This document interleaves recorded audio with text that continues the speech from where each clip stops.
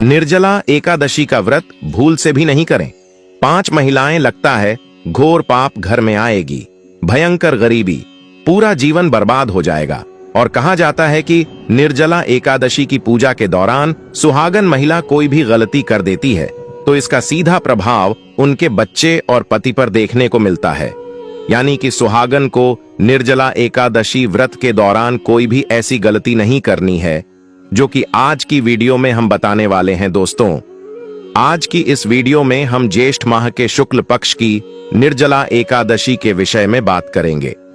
आज हम आपका कंफ्यूजन दूर करेंगे कि आपको निर्जला एकादशी व्रत कब रखना है, 6 जून या फिर 7 जून को। इसके लिए भक्तों आपको इस वीडियो को पूरा देखिएगा, तभी आपकी कंफ्यूजन दूर होगी। और हम आपको इस वीडियो में कुछ ऐसे नियम बताएंगे, कुछ ऐसी जानकारी बताएंगे जिन्हें प्रत्येक महिलाओं को जानना बहुत ही आवश्यक है।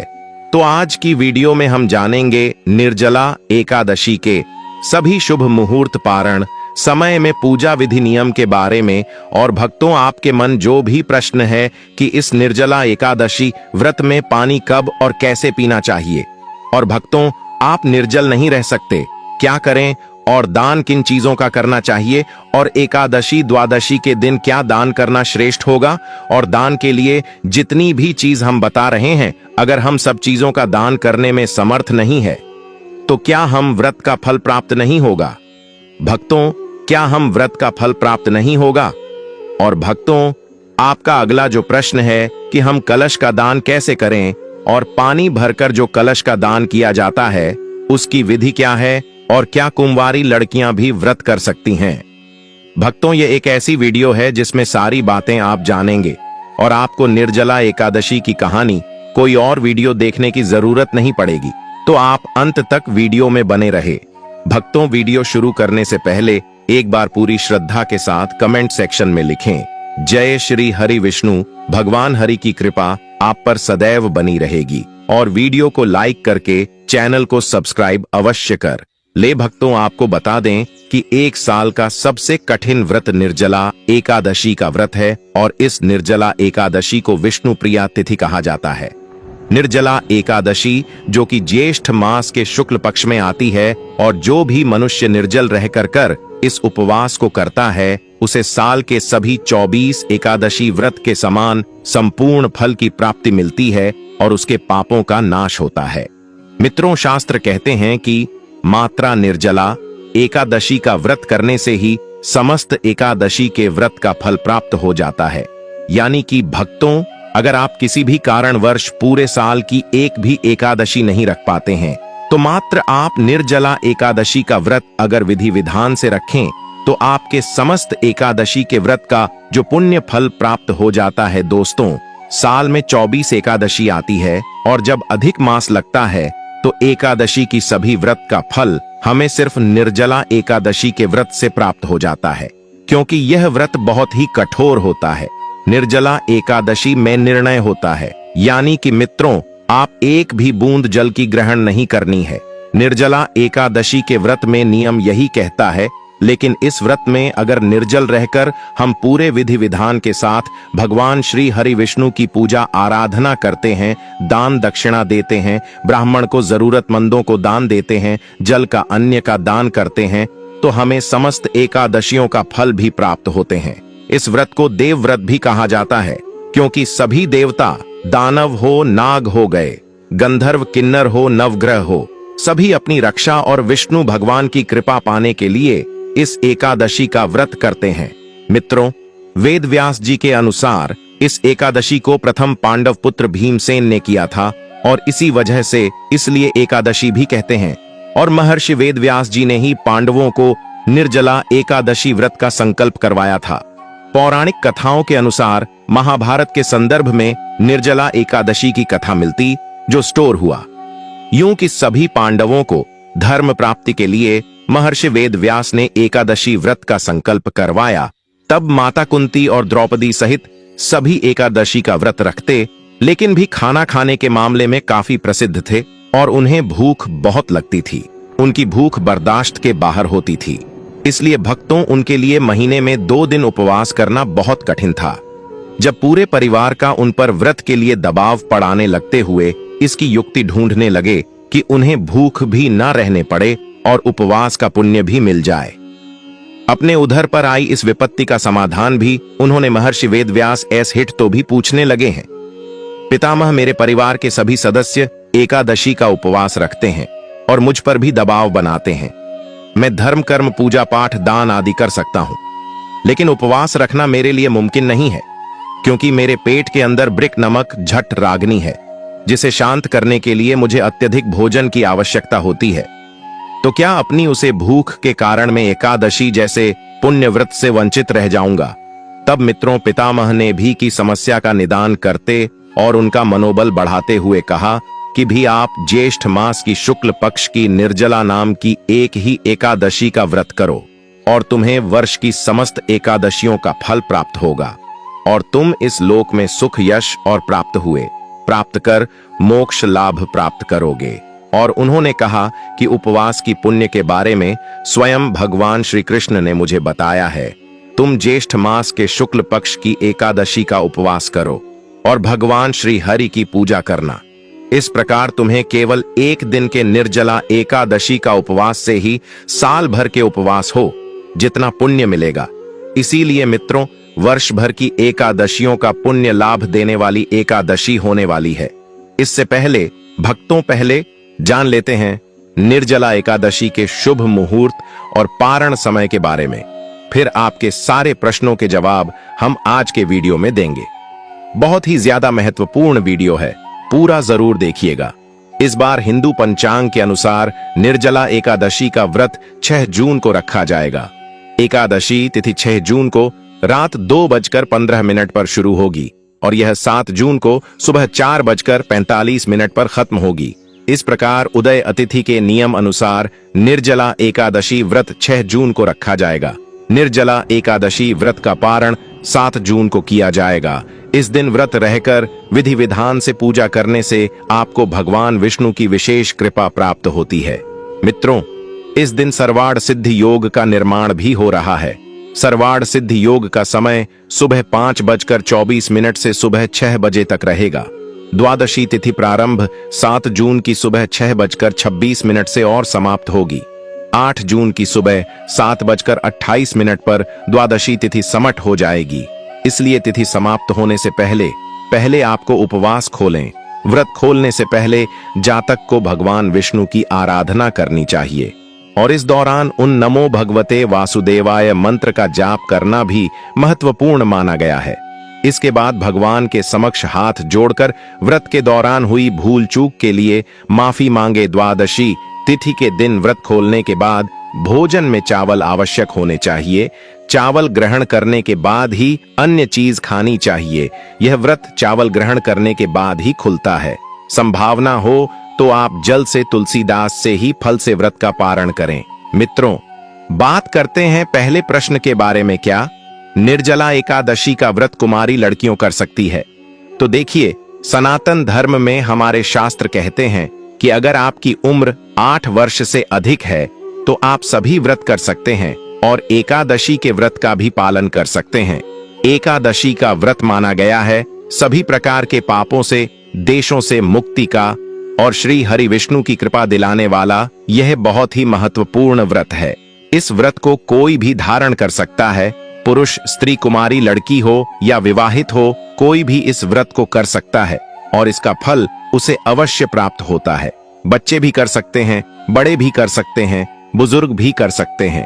अगर आप समर्थमन हैं, अगर आप शरीर में आपकी क्षमता है व्रत रखने की, तो आप इस व्रत को रख सकते हैं। अगर आप व्रत निर्जल नहीं रह सकते हैं तो आप जल के साथ रह सकते हैं, जल नहीं ले सकते हैं तो फल के साथ रह सकते हैं। और जो लोग फलाहार से भी व्रत नहीं रह सकते हैं, आज के दिन अगर वह एकादशी की व्रत में अन्न लेकर भी मतलब सात्विक भोजन के साथ व्रत करेंगे तो उनको इसका फल अवश्य प्राप्त होगा। भक्तों, एकादशी का मृत शरीर में क्षमता है, उतना प्रयास व्रत को रखने का जरूर कीजिए। मित्रों, आपका अगला जो प्रश्न है कि हम निर्जला व्रत में पानी कब और कैसे पीना चाहिए, कब से कब तक निर्जल रहना चाहिए। देखिए, निर्जला एकादशी के व्रत में नियम कहता है कि एकादशी के सूर्योदय से लेकर द्वादशी के सूर्योदय तक आपको निर्जल रहना है। एकादशी का व्रत कठोर होता है, खासकर ज्येष्ठ के महीने में जब प्रचंड गर्मी पड़ती है तब निर्जला एकादशी का जाता है, जो कि जीवन में जल के महत्व को बताता है। लेकिन अगर आपने निर्जला एकादशी को बहुत अधिक प्यास लग रही है या ऐसी स्थिति में आ जाए तो इसके लिए शास्त्रों में कुछ उपाय भी बताए गए हैं, जिससे कि आपकी प्यास भी बोझ जाएगी और कोई दोष नहीं लगेगा। साथ ही इस विधि से जल ग्रहण करने पर आपका व्रत भी निष्फल नहीं होगा। तो दोस्तों, वह उपाय है कि निर्जला एकादशी में व्रत के दौरान अगर आपको अधिक प्यास लग रही है तो आय मंत्र का 12 बार जाप करें और भक्तों इसके बाद चांदी, पीतल या मिट्टी धातु के पत्र में पानी में गंगा जल मिलकर भर दें। इसके बाद आप घुटने और हाथों को जमीन पर रखकर पशु और जल पी सकते हैं। इससे व्रत निष्फल नहीं होता है। इस तरह से जल पीने के बाद आप व्रत का पालन करें और अगले दिन यानी कि द्वादशी के दिन अगर आपका गला सूख रहा है या फिर जल की बिना आपके प्राण संकट में आ रहे हैं तो आप आमजन कर सकते हैं। इसके अलावा आप कुल्ला करके पानी को बाहर निकाल सकते हैं। इससे पानी गले से नीचे नहीं जाएगा और आपका व्रत भी नहीं टूटेगा। भक्तों, अब बात करें निर्जल नहीं रह सकते हैं तो क्या करें। अगर व्रत करना चाहते हैं तो मित्रों, हमारे मन में श्रद्धा है कि हम श्री हरि विष्णु का यह व्रत करें और उनकी कृपा हमें भी प्राप्त हो, लेकिन हम निर्जल नहीं रह पाते हैं। तो हमें क्या करना चाहिए? अगर आप निर्जल नहीं रह पाते हैं, जैसे कि कुछ समय कुछ ऐसे भी नियम होते हैं, जैसे भी हम प्रातः काल व्रत का संकल्प ले लें कि हम आज सूर्योदय से लेकर कल सुबह तक निर्जल ही रहने वाले हैं, तो आपको संकल्प का पालन करना चाहिए और आपको यह नियम पालन करने का पूरा प्रयास करना चाहिए। लेकिन अगर दोस्तों आप व्रत में संकल्प लेते हैं कि हम यथासंभव हो निर्जल रहने का प्रयास करेंगे, जितनी हमारे शरीर में क्षमता है उतना हम प्रयास करेंगे, ऐसा आप संकल्प लेते हैं तो मान लीजिए आप दोपहर तक रह सकते हैं। निर्जल तो दोपहर तक रहेंगे। दोपहर में फिर श्री हरि विष्णु से प्रार्थना कर लीजिए, पूजा आराधना करके कि आप जल ग्रहण कर लीजिए। अगर आप नहीं रह पाते हैं और आप चाहे तो शाम तक रह लीजिए। मतलब दोस्तों, अपने शरीर की आखिरी क्षमता तक हमें कोशिश करना चाहिए व्रत को पूरा करने का। तो अगर आप शाम तक रह पाते हैं, देर शाम को, फिर आप भगवान श्री हरि विष्णु पूजा आराधना करते हैं।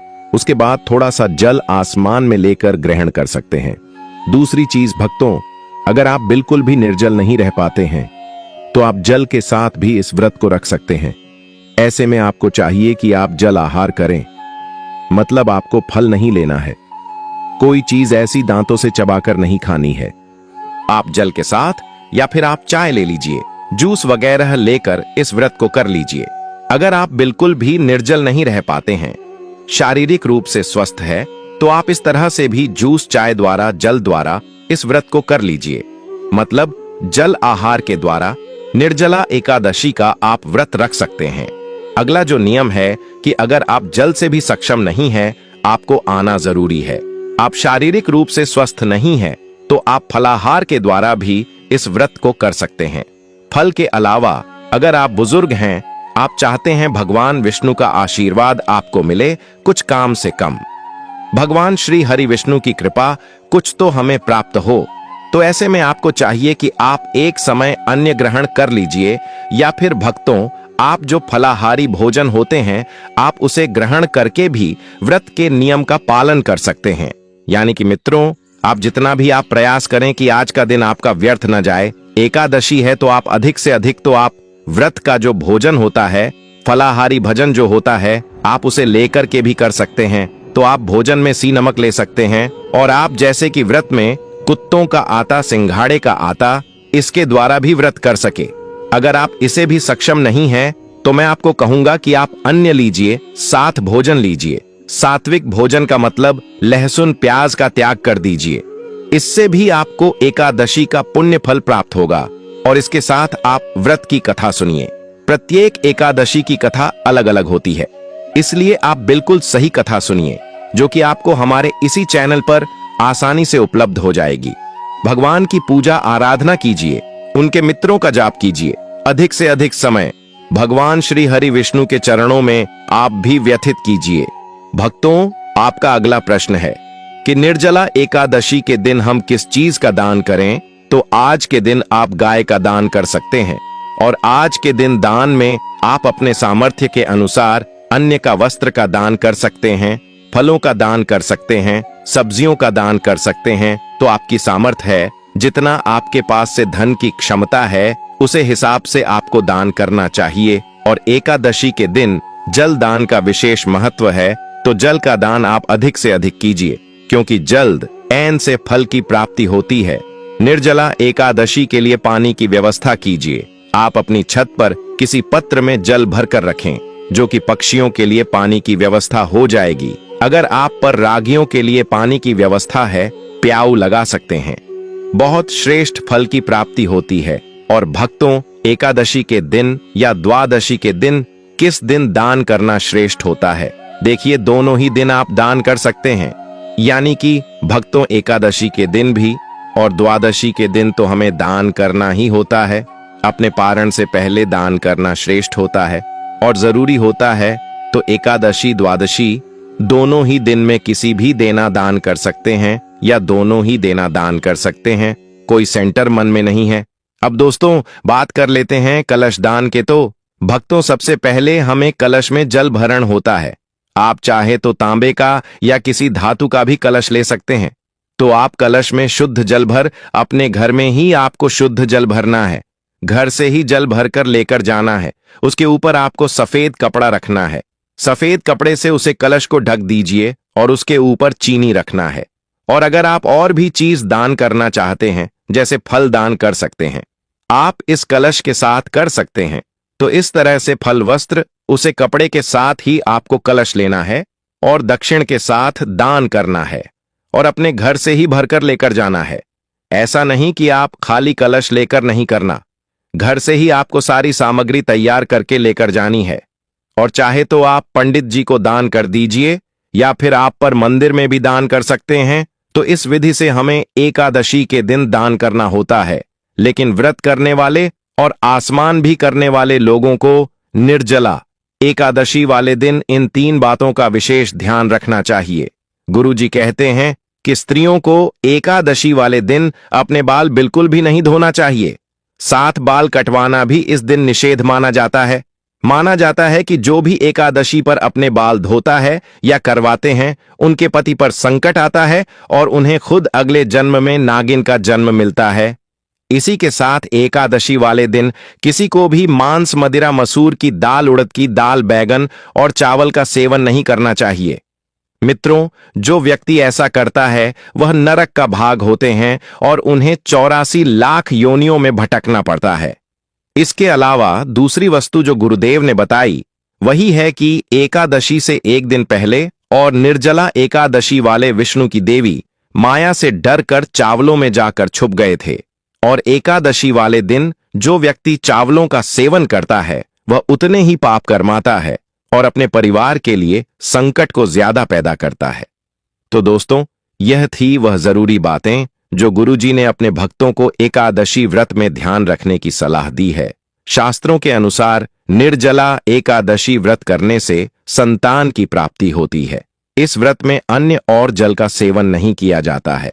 ऐसे में गर्भवती महिलाओं को निर्जला एकादशी व्रत नहीं करना चाहिए। इस दिन गर्भवती महिलाएं भगवान विष्णु पूजा कर सकती हैं। ऐसा माना जाता है कि यह व्रत करने से वैवाहिक जीवन सुख में होता है और संतान की प्राप्ति होती है।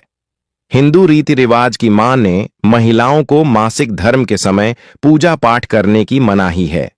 ऐसे में मासिक धर्म के दौरान महिलाओं को निर्जला एकादशी व्रत नहीं करना चाहिए। अगर व्रत के समय मासिक धर्म आ जाए तो व्रत रखकर किसी और के द्वारा पूजा अर्चना करवा सकते हैं। माना जाता है कि इससे पूजा सफल होगी। उम्मीद करते हैं कि आपको हमारे इस चैनल द्वारा बताई हुई बातें आपको जरूर पसंद आई होगी।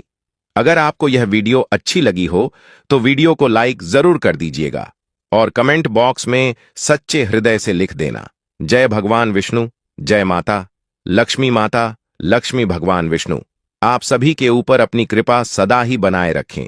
वक्त आपसे एक बात और कहना चाहेंगे कि अगर आप इस चैनल पर नए हो या पहली बार आप हमारी वीडियो को देख रहे हैं तो आप चैनल को सब्सक्राइब जरूर ही कर लेना, ताकि इसी प्रकार की और भी ज्ञानवर्धक जानकारी आपको हम सीधे नोटिफिकेशन के माध्यम से प्राप्त कर सकें। वीडियो के अंत तक बने रहने के लिए आप सभी भक्तों का धन्यवाद। मिलते हैं एक और नई वीडियो के साथ, तब तक के लिए नमस्कार।